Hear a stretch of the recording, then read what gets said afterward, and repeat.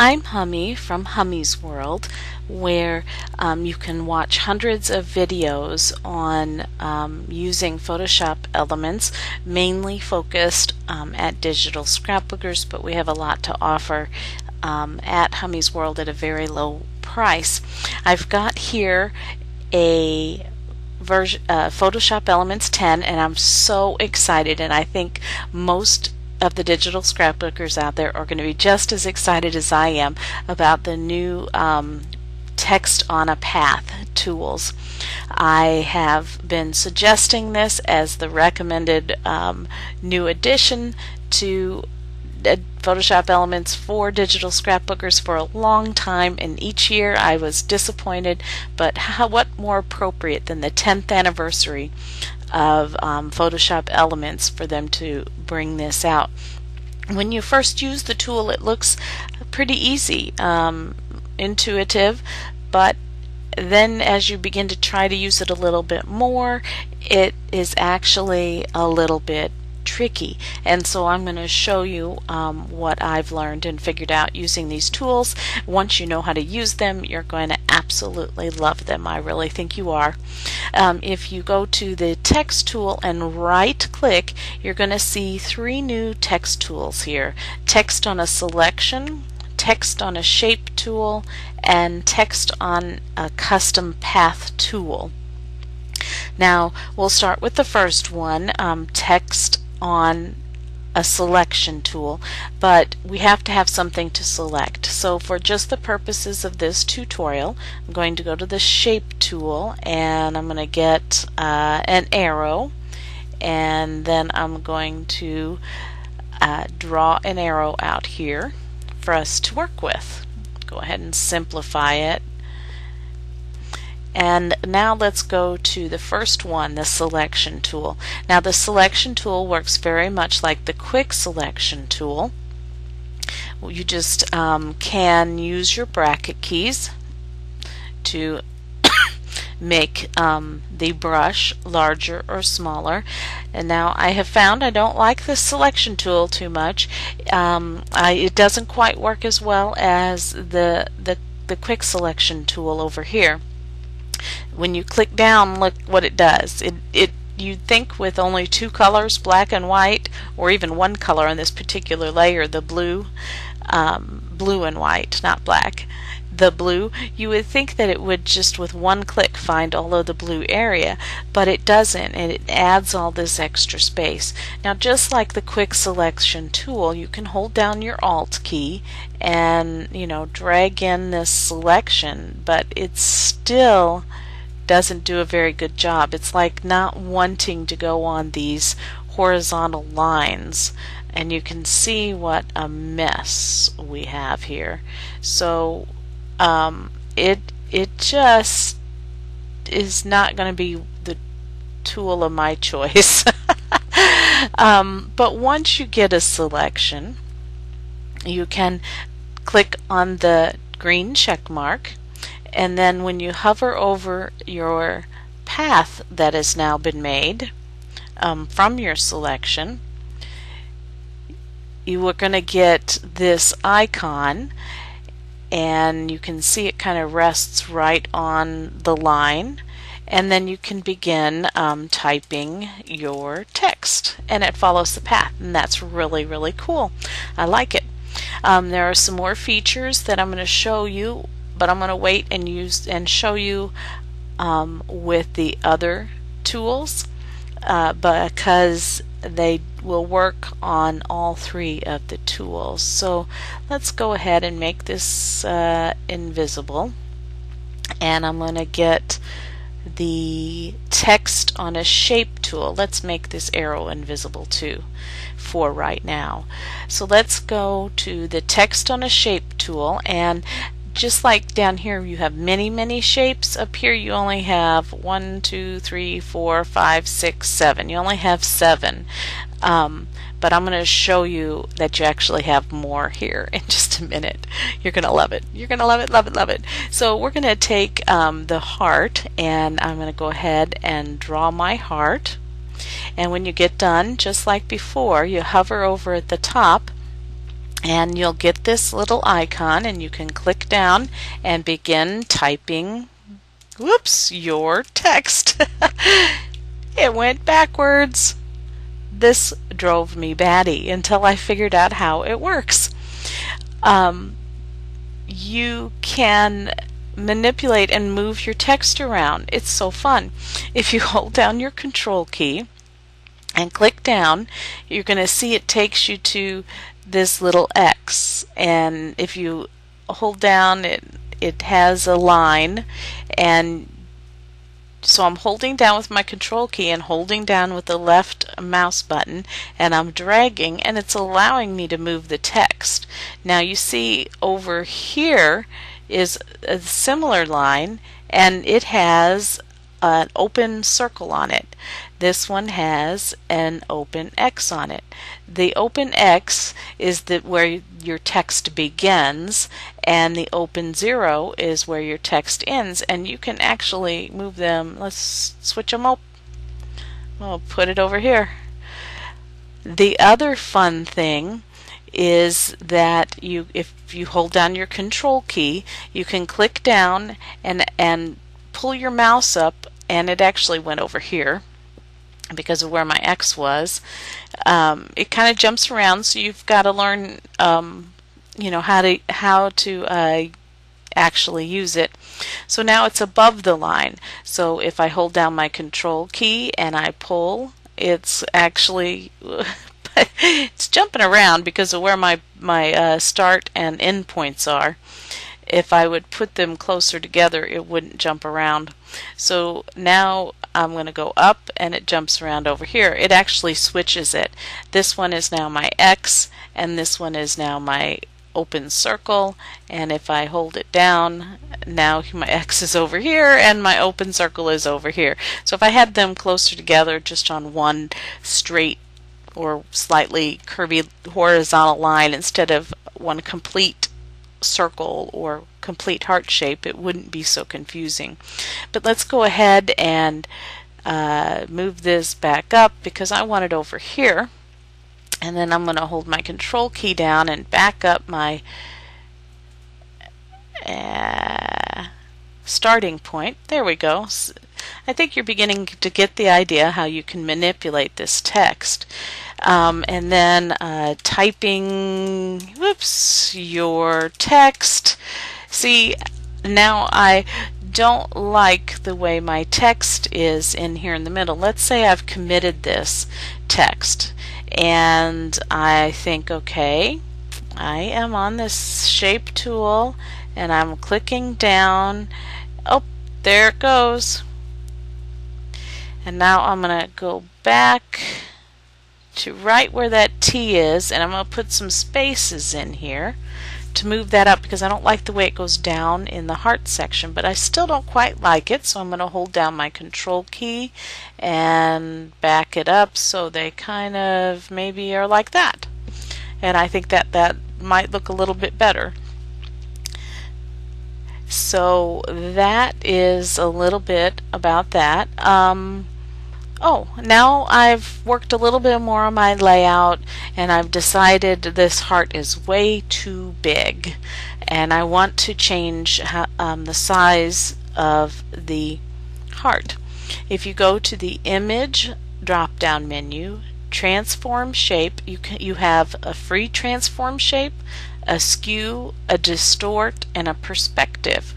You'll note that the keyboard shortcut is Control T. So if you just hit Control T on your keyboard, you're going to get the free transform, and then I can go ahead and make my heart however I wanted to. Just as I'm holding down my Control key now, I'm going to skew it, just as you do any other shapes in Photoshop Elements.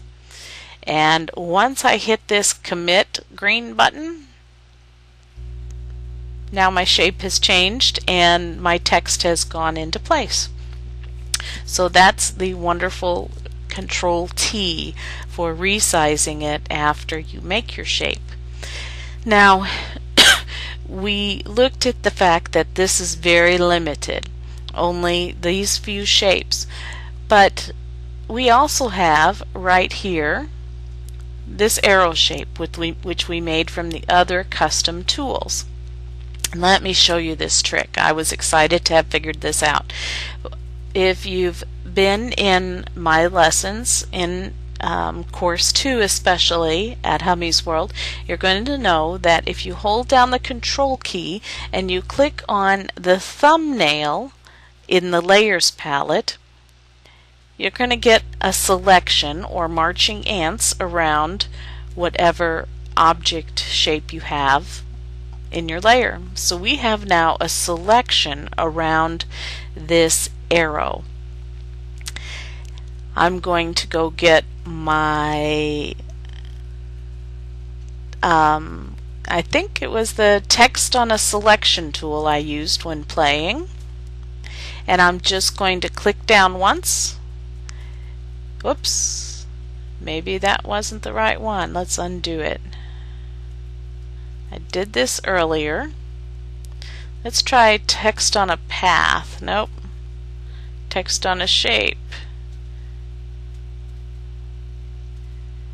This did work earlier, and I had this one here, and I clicked down right in the middle, and it's not working now.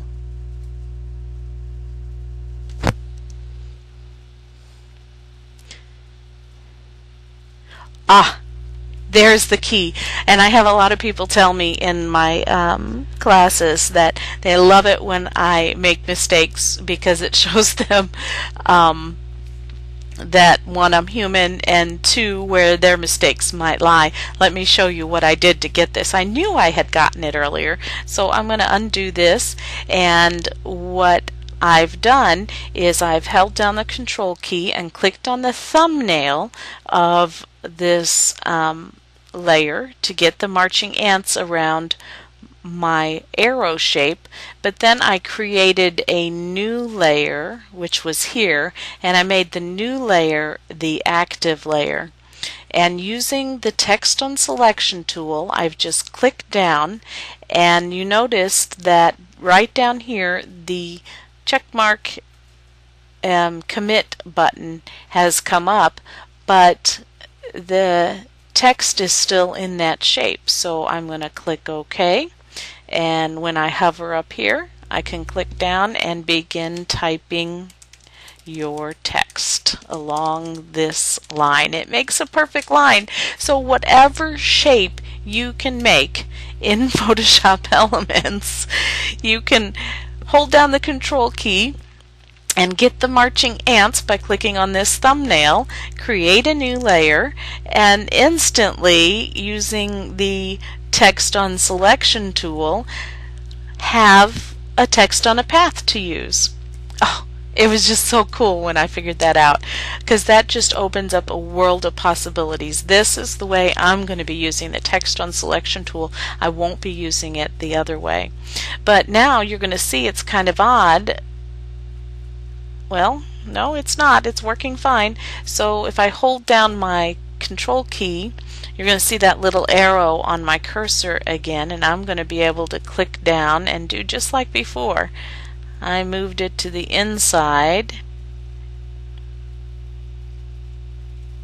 and I can move it around, I can move it out. Oh, there it goes up over my thing. So you can manipulate it just like I was showing you earlier. So that is super duper cool. The last tool, we're going to go zoom back out for a minute. Text on a custom path tool. So you can make this go in any other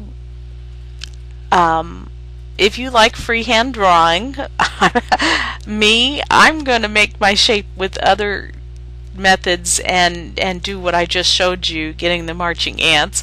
But if you like freehand drawing and taking your time with all this stuff, you can use the custom path tool. And I'm going to go ahead and try to draw a line and show you how this works right along this arrow. And I'm going to click down and draw. Actually, I'm going to draw it right above it so you can kind of see the line I'm making. I'm going to draw, and oh goodness, I'm not very steady with my hand. You see, I'm not doing as good of a job.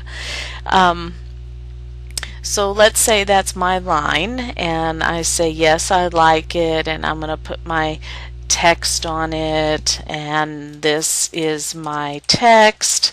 But you know, look, my line is not straight. I just don't like it, and so I want to fix my text. Of course, I can hold down my control key and move it up and down, but the text on a path tool actually has these little nodes, and you can't see them right now because we are on the pencil icon. But right next to the pencil icon is a refine path icon. If you click on it, wham, you're going to see these little nodes. Let's zoom in. These little nodes on the line. And I can grab one of these and move it. You can see I can make a nice curve. This is actually a wonderful way to make a nice curvy line across your page. Maybe I want this one to go up, this one to go up a little bit, or you can, you know, straighten your line. But if you want, I was playing with it earlier to tweak my line. Oh, what did I do? Wow, let's go back into that. I'm on the wrong line. There we go. So this is just a lot of fun. You can move these things all around and make whatever kind of line you want, or you can gently move them to straighten up your line. I was also able at times to click right in the middle of the line and move it that way. So you don't have to click on just the nodes. You can also click right on the line as long as you are on this refine path. And then once you are done, let's say I got this funky thing going on here, but I wanted to continue it. I can go back to my pencil icon and click down here at the end. As long as I don't get my text tool, and I did this earlier. Where'd my line go? And continue the path. Well, it's actually started a new path. Maybe I was doing this before I put my text on it. Let me get rid of this and start a new one. Let's go down here, as I know I did this earlier. So I've drawn my line and I said yes, I like it. Oh, no, wait, I don't like it. I'm going to make it, you know, go right up to the edge here of my shape. Make it nice and straight, because freehand drawing is not fun. Okay, but now that I'm done with that, got a little thing here at the end. Here's something else I learned. If you hold down your Alt key and click on one of these nodes, you can see it makes it changes to a minus sign, and it will delete that node. Is that not cool? But I gotta get back in here. I can just delete that node and move on and continue.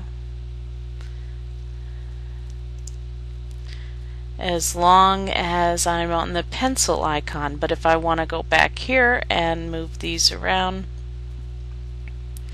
I can try to. You can see it's not foolproof. It is a little difficult at times. Maybe I want to move this all the way to the end. Yeah, see, I'm having trouble getting a line. So what I might want to do is hold down that Alt key and delete that node. Well, maybe not.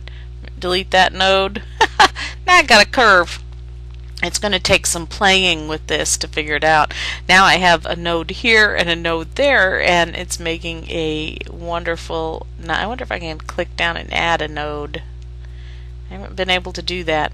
But let's say I want to go ahead and continue it. I'm going to go back to my pencil icon and begin drawing again. And you got to pick up right from that other node if you at the end of the line. If you miss it, you're going to you see now when I stopped and started more often, I have more nodes.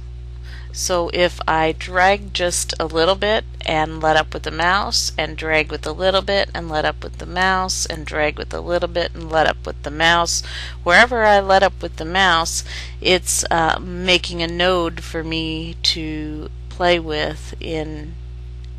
I don't know why it keeps defaulting to that, but you can see it's making these nodes.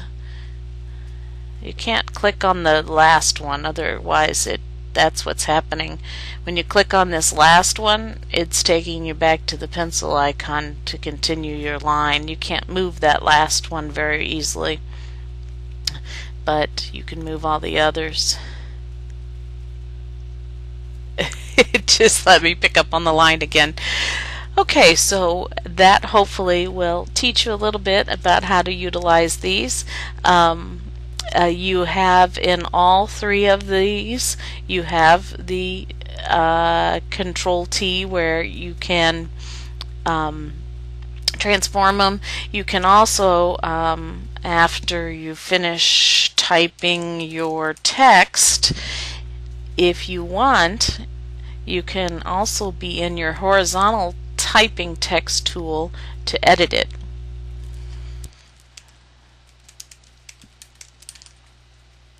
So that I found was a little helpful tip, because sometimes I couldn't select the text, and I found if I just go back to the horizontal type tool, I could get in there and easily fix it just like before. I didn't have to be back on one of these three.